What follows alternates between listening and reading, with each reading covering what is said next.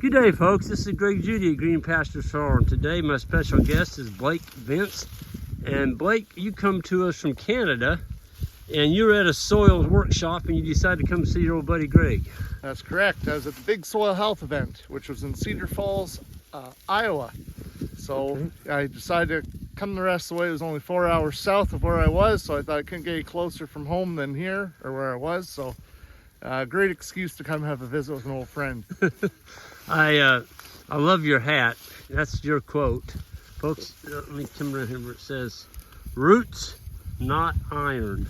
What do you mean by that? Roots, not iron. So I'm a farmer from deep southwestern Ontario. I live about an hour east of Detroit, Michigan, in the Great Lakes Basin, 3 hours west of Toronto, Ontario, to sort of visualize where I am. Not that far from the shore of Lake Erie and that little puddle lake, Lake St. Clair.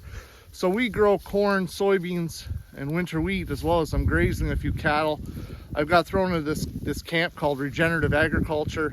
And this hashtag that I created that was on Twitter, now known as X, is roots not iron, which means let's use living plants as opposed to tillage or tools related to tillage to build soil. Yep, that's pretty cool. And so you do what they call a cocktail, which is a whole assortment of cover crop plants, and then you bring cattle in. Yeah, so I've been doing that for the past few years, and it's working really well. And what we're seeing is not only are we able to turn that forage, essentially, those living plants, into animal protein, but then it really is coming back to show increased resiliency in our annual crops that we grow.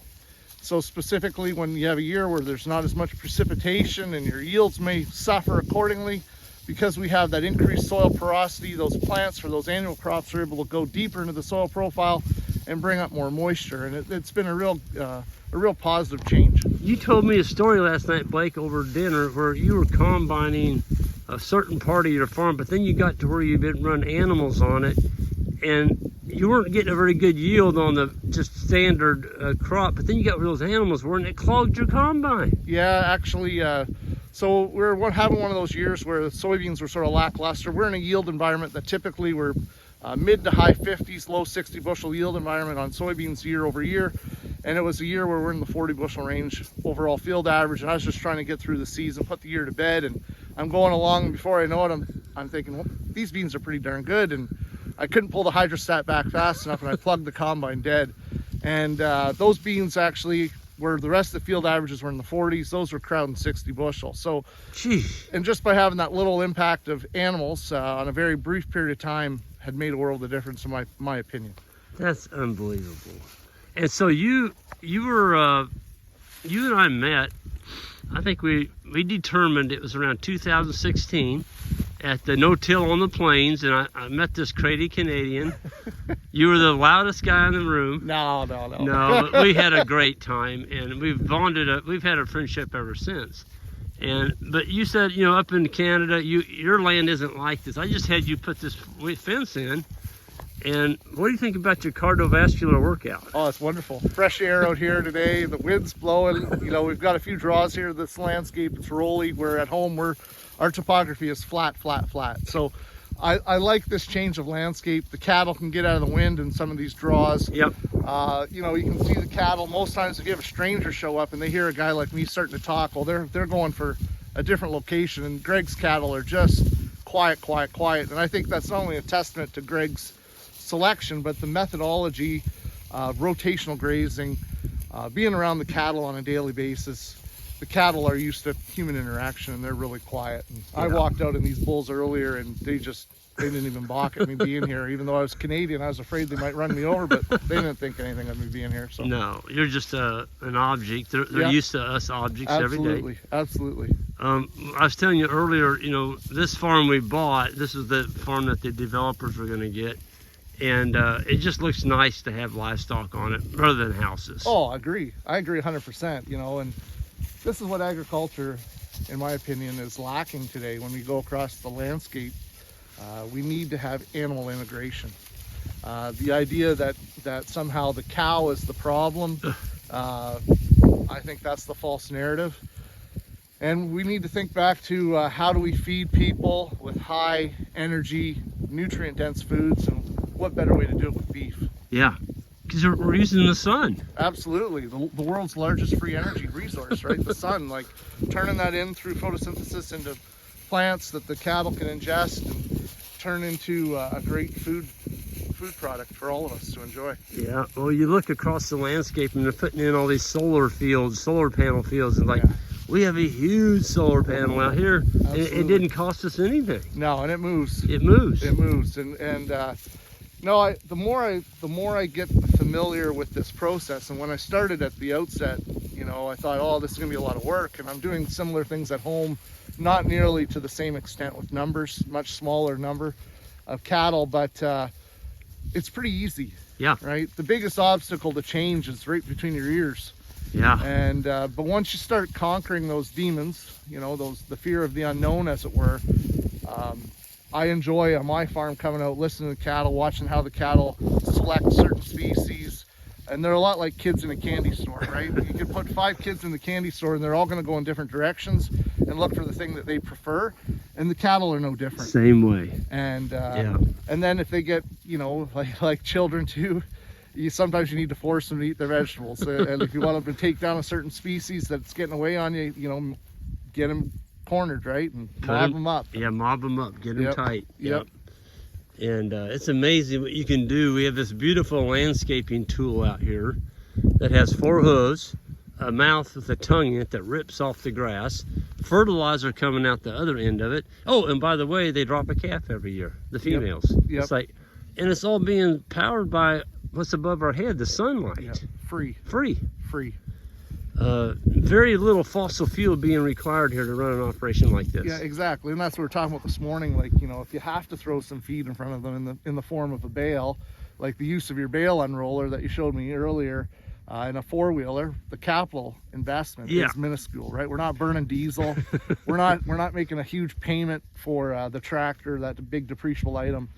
So I like all of those sorts of things and that we talked about, and I think that's why you and I have hit it off so well, because we're coming at things from a similar viewpoint, right? To try and reduce our expenditures. Exactly. And you know, you and I were talking last night, Blake, about if we can't make a profit on the farm, we're not going to be on the farm. No, absolutely. And I say to my kids, you know, the number one rule of business is staying in business. And in order to stay in business, we have to look after our expenditures, right? Exactly. And control what it is that we can control. And sometimes those are just hard expenses. Yeah, that's right. The cattle don't ask us to buy all these toys. No. We feel like we got to buy them because the neighbor did. And I was in, I won't say what country I was in. I don't want them people mad at me. But the one thing that they bragged about over the farmers, and I was told this before I went over there, was who had the most tractors. And to me, that's not a thing you really want to brag about, because that just told me you got the highest expenses. I mean, it is. It's expensive to own a tractor. And absolutely. Does that tractor have baby calves? No, it doesn't. But it needs new rubber every so many years, right? And it needs diesel fuel in the tank. Yeah. And it needs maintenance, right? Costs associated with it. And sometimes when it breaks, as a depreciable item, it needs repairs. Yep. What's that thing right there need? It just needs a little bit of attention to detail. It needs some wide open spaces. It needs green grass, and clean water. Yep. Right. Yep. It might at times need a little bit of human intervention, but preferably not. Yep. Right. Let it do what it's supposed to do. Yep. And, yep. Let them make a living for us. Precisely. You know, the way I look at it, Blake, is every one of these animals I have out here, they're workers for me. And the day that you stand up and say, okay, I'm going to start hauling feed to my animals because they can't harvest it themselves, that's when you're working for them. Yep. And the money's going out your pocket, not in your pocket. Yeah, and so in my cropping business, much the same thing, right? I'm trying to keep people away from my door.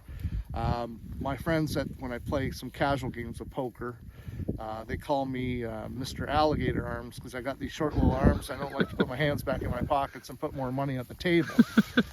So I'm kind of cheap, frugal, whatever, thrifty, however you want to describe me. But at the same time, you know, I really appreciate the value of $1. Yep. And as farmers, you know, we have a lot of risk in this business.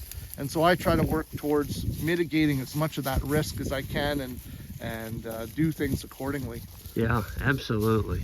Well, Blake, I really appreciate you stopping by and visiting with Jan and I and the boys and I. I know the boys certainly enjoyed visiting with you last night and this morning, and I look forward to the next time. Yeah, I know it's a treat, Greg, but now you have to promise me, Greg, that you're going to do me the favor and you and Jan got to come home to Canada and have a visit with us. So, And you're in what province? so I'm in the province of Ontario once again. I'm in deep southwestern Ontario, an hour away from Windsor-Detroit border, and 3 hours west of Toronto, Ontario. So thanks a lot for having me here at Green Acres, and it's Green Pastures Farm rather.